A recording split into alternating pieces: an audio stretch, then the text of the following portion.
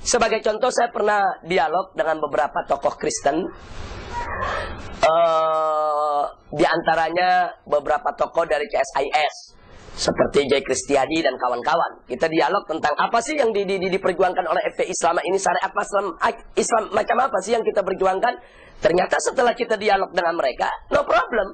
Artinya mereka bukan berarti mereka setuju, tapi begitu mereka lihat apa tujuan penerapan syariat Islam itu sendiri, setelah kita jelaskan bahwa ini adalah untuk kebaikan umat Islam, bahwa ini adalah supaya untuk menjadikan umat Islam yang mayoritas di Indonesia ini sebagai umat yang baik. Karena kalau syariat Islam diterapkan, umat Islamnya baik. Kalau umat Islamnya baik, otomatis kan minoritas tidak tertindas, minoritas tidak teraniaya. Nah, setelah kita berikan pemahaman bahwa dengan penerapan syariat Islam, umat Islam akan digiring menjadi umat yang baik. Kalau umat Islamnya sudah baik, nggak usah khawatir. Yang minoritasnya tidak akan pernah tertindas, tidak teraniaya. Ternyata begitu mereka paham, mereka ikut mendukung. Jadi ternyata tujuannya bukan untuk mengintimidasi minoritas, bukan untuk memarginalisasikan minoritas, bukan untuk menganiaya minoritas. Maka itu tidak benar. Kalau ada mengatakan bila syariat Islam itu berlaku nanti minoritas tertindas, minoritas teraniaya. Kalau syariat Islam itu diberlakukan nanti Indonesia yang majemuk, yang plural ini akan bercerai-berai, berpecah belah. Nah, ini saya anggap sebagai fitnah. Loh, kenapa saya katakan fitnah? Karena kalau orang mengatakan bila syariat Islam itu berlaku minoritas tertindas dan teraniaya, berarti yang bersangkutan memfitnah bahwa sistem Islam, syariat Islam, hukum Islam itu merupakan sistem penindasan, sistem penganiayaan. Nah, sekarang kita mau tantang mereka, hat burhanakum in kuntum shadiqin. Itu coba kemarikan, tunjukkan kepada kami dalil-dalilmu, hujah-hujahmu, argumentasimu, kalau kamu itu memang termasuk orang-orang yang benar. Jadi ayat Al-Quran yang mana, hadis Nabi yang mana yang mengajarkan kepada umatnya untuk mengintimidasi orang non-Islam, untuk menganiaya daripada orang-orang non-Islam, apalagi untuk membantai mereka. Tidak ada satu ayat, satu hadis pun yang mengajarkan sedemikian rupa. Nah, bahkan ada satu hadis yang luar biasa yang tidak akan kita dapatkan dalam ajaran agama lain, saudara. Di mana Nabi mengatakan dalam satu kesempatan, di mana beliau nyatakan, man adza zimmiyan fa ana khosamtuhu yaumal qiyamah. Kata Nabi, barang siapa ada orang Islam yang mengganggu orang kafir zimmi. Kafir zimmi itu adalah orang di luar Islam yang bersikap baik terhadap umat Islam, yang tidak mengganggu umat Islam. Jadi kata Nabi, barang siapa ada orang Islam yang mengganggu orang non-Islam, yang nggak mengganggu umat Islam, fa ana khosmuh, kata beliau, maka aku akan jadi musuh dia. Khosamtuhu yaumal qiyamah, dan di hari kiamat nanti akan aku musuhi dia. Masya Allah. Ini kita bisa lihat toleransi yang bagaimana yang lebih dari ini, ya ikhwan. Jadi ini betul-betul Nabi menunjukkan sikap toleransi yang luar biasa, jauh di atas orang-orang selama ini yang ngaku-ngaku punya toleransi, saudara. Nabi katakan, andai kata ada orang Islam mengganggu orang non-Islam yang tidak pernah mengganggu umat Islam, maka saya akan jadi musuh si Muslim tadi. Subhanallah.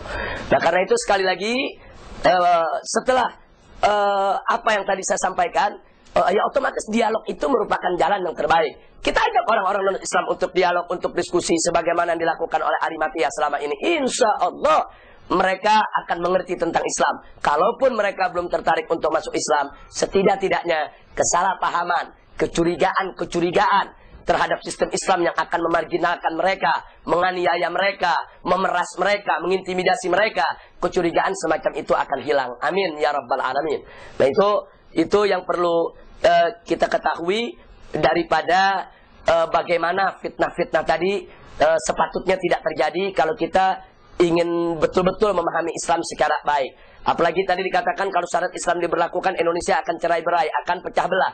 Ini juga fitnah. Dengan ungkapan tadi berarti dia memfitnah kalau syariat Islam itu syariat pemecah belah, syariat penganiaya, dan seterusnya dan seterusnya. Nah, persoalan dikatakan Indonesia majemuk, Indonesia plural, dulu negara yang dipegang oleh Nabi, Madinah dan sekitarnya, itu juga plural, itu juga majemuk. Di sana ada Muslim, ada Nasrani, ada Yahudi, ada Majusi, ada Ubadul Asnam. Majemuk masyarakat Madinah saat itu.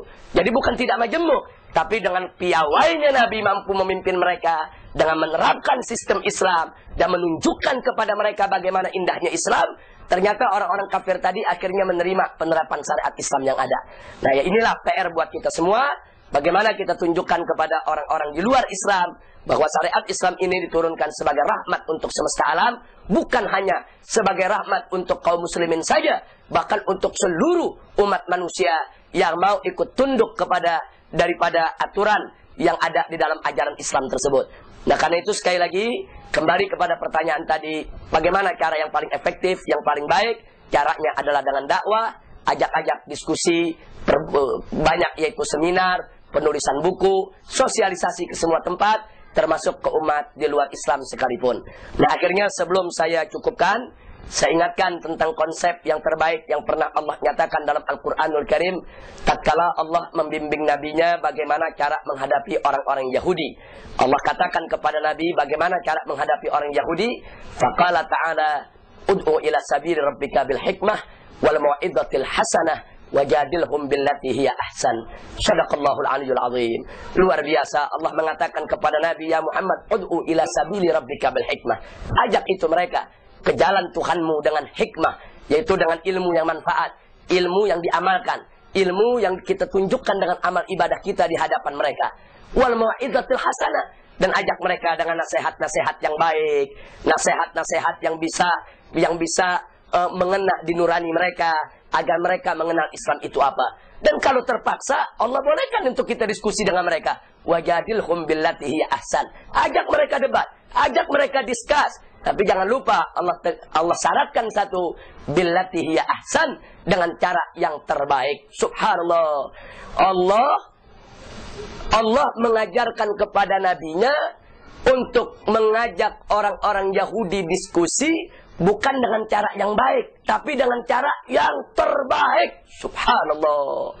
Nah, ini kalau kita sudah lihat sedemikian rupa, ini konsep ilahi yang diberikan oleh Allah kepada nabinya, sehingga menjadi konsep nabawi bagaimana cara berdakwah terhadap orang-orang di luar Islam, agar kita bisa memperkenalkan mereka kepada mereka apa itu Islam, apa itu syariat Islam, apa itu sistem Islam.